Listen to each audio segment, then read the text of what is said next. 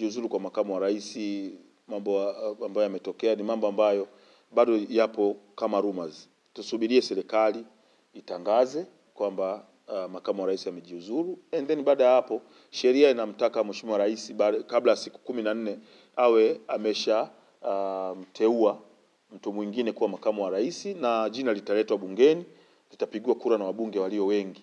Kwa hiyo hatupaswi kwanza kulizungumzia jambo ambalo bado liko kama rumors. Unaelewa vizuri? Hata kama kunaonekana kuna andiko linatembea, lakini tunaamini kama tamko litatolewa na serikali.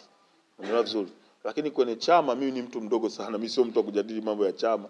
Mimi bado ni kijana mdogo sana. Kwa hiyo chama kinajua nani kitampa nafasi kama huyu kweli atakuwa amejiuzuru, na sisi kwa sababu ni mabunge ambao tumetoka ndani ya chama, tutafuata maelekezo ya chama kuona namna bora ya kuweza kuifanya nchi yetu iweze kusonga, watu waweze kupata pesa za kwenda kuwekeza kwenye mifuko yetu ya Timiza na Timiza Plus Fund. Kwa sababu sisi ndio unajua tutafanyaje, kwa sababu lengo ni kwamba watu wawe na hela, waweze kuwekeza, wapate faida, wapate magawio ya Timiza.